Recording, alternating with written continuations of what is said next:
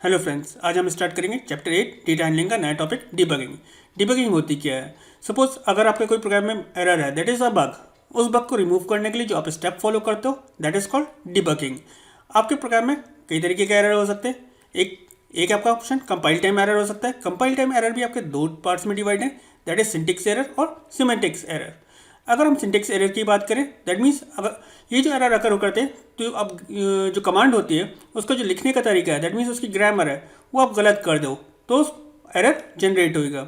इसको कैच करना ईजी होता है। जब आप प्रोग्राम एग्जीक्यूट करते हो उस कंडीशन में वो एरर डिस्प्ले कर देता है। सपोज आप प्रिंट की जगह या प्रिंट की स्पेलिंग गलत कर दो तो उस कंडीशन में क्या है, तो वो एक एरर है। जब आप प्रोग्राम एग्जीक्यूट करोगे तो एरर डिस्प्ले कर देगा। सपोज आप लूप यूज़ कर रहे थे या इफ कंडीशन यूज़ कर रहे थे, आप कॉलन नहीं देते हो एंड में उसके, तो उस कंडीशन में वो एरर डिस्प्ले कर देगा। अब हम आ जाते हैं सिमेंटिक एरर के बारे में। सिमेंटिक एरर क्या है कि grammatical way of writing your command तो है ही है, लेकिन आप स्टेटमेंट जो अपना लिख रहे हो वो सही तरीके से लिख रहे हो या नहीं लिख रहे हो। सपोज आप लिख रहे हो X multiply by Y equals to Z, ये स्टेटमेंट गलत है क्योंकि जो आपका जेड होना चाहिए था वो लेफ्ट हैंड साइड आना चाहिए था, वो राइट हैंड साइड आपने दे रखा है। जो लेफ्ट हैंड साइड वैल्यूज़ हैं वो लेफ्ट हैंड साइड वैल्यूज़ होनी चाहिए और जो राइट हैंड साइड वैल्यूज़ हैं वो राइट हैंड साइड वैल्यूज़ होनी चाहिए। उस कंडीशन में ये एरर आपका सिमेंटिक एरर है।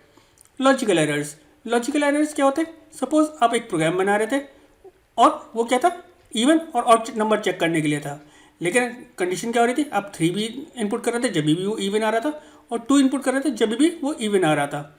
इस कंडीशन में क्या है, आपने प्रोग्राम का जो लॉजिक लिखा है या एल्गोरिथम जो लिखी है वो थोड़े गलत लिख रखी है। उसको इस टाइप के एरर्स को कैच करना थोड़ा टफ हो जाता है, क्योंकि होता क्या है, ये प्रोग्राम एग्जीक्यूट तो हो जाता है, कोई कंपाइल टाइम एरर तो नहीं देता है, लेकिन जब आप इसको रन करा रहे होते हो उस कंडीशन में ये एरर जनरेट करता है। रन टाइम एरर्स क्या होते हैं? रन टाइम एरर्स जो होते हैं वो क्या होते हैं कि सपोज आपने एक इन्फिनाइट लूप लिख दिया। अब उस कंडीशन में क्या होगा कि आपका जो कंपाइलर होगा या जो प्रोग्राम होगा वो क्रैश हो जाएगा। एक होते हैं आपके एक्सेप्शंस। एक्सेप्शंस क्या होते हैं? यूज़र डिफाइंड एरर्स होते हैं। दैट मीन्स अगर आपकी मशीन्स जो कोड जो एरर जनरेट करेगी उस कंडीशन में आप उसको यूज़र को समझा सको। कभी कभार क्या होता है, जब आप प्रोग्राम लिख रहे होते हो और जो एंड यूज़र उसको एग्जीक्यूट करता है तो उस एरर को समझ नहीं पाता है। आप चाहते हो कि यूज़र को ईजी वे में वो मैसेज डिस्प्ले कर सको जब प्रोग्राम कोई एरर जनरेट करे, जिससे वो समझ सके। वो क्या होंगे? एक्सेप्शंस होंगे। एक्सेप्शंस आपके क्या हो सकते हैं? जैसे सपोज आप प्रोग्राम एग्जीक्यूट कर रहे थे, एक नंबर को आप डिवाइड करते तो 0 से, उस कंडीशन में क्या कि नंबर 0 से डिवाइड नहीं हो सकता।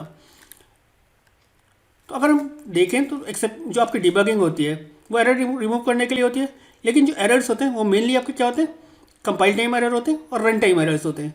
जो कंपाइल टाइम एरर्स होंगे वो क्या होंगे? दैट मीन्स जब आप प्रोग्राम कंपाइल करोगे तो वो आपको मशीन या कंपाइलर आपको बता देगा या इंटरप्रेटर आपको बता देगा कि कहाँ पर एरर है। जबकि रन टाइम एरर्स क्या होते हैं? जब आप प्रोग्राम एग्जीक्यूट करते हो उस टाइम कोई एरर नहीं देता है। दैट मीन्स आप जब कंपाइल कर रहे हो तो या इंटरप्रेट कर रहे हो तो उस टाइम कोई एरर नहीं देता है, लेकिन जब यूज़र उसको एग्जीक्यूट करता है तो वो रन टाइम एरर ये दैट मीन्स लॉजिकल एरर देता है। लॉजिकल एरर क्या होंगे? क्या सपोज आपने एक प्राइम नंबर के लिए प्रोग्राम बनाया था, तो वो क्या हो रहा था, प्राइम नंबर्स भी दे रहा था और नॉन प्राइम नंबर्स भी डिस्प्ले कर रहा था। इस टाइप के एरर्स टफ होते हैं आपको कैच करना। एक्सेप्शंस यूज़र डिफाइंड एरर्स होते हैं। दैट मीन्स अगर कोई एरर जो एंड यूज़र उसको नहीं समझ पाएगा तो प्रोग्रामर क्या करता है, उसके अंदर कुछ कोड्स ऐसे लिखता है जिससे जब भी मशीन इस टाइप का एरर जनरेट करे तो यूज़र को एक मैसेज डिस्प्ले हो सके, जिससे उसको ये पता चले कि वो जो इनपुट दे रहा है वो गलत है और उसको इम्प्रूव कर सके। उम्मीद करता हूँ आपको डिबगिंग का कॉन्सेप्ट क्लियर हो गया होगा। फिर भी अगर कोई डाउट हो प्लीज़ कमेंट सेक्शन में लिखिए, मैं कोशिश करूँगा आपके डाउट्स को क्लियर करने के लिए। Thank you.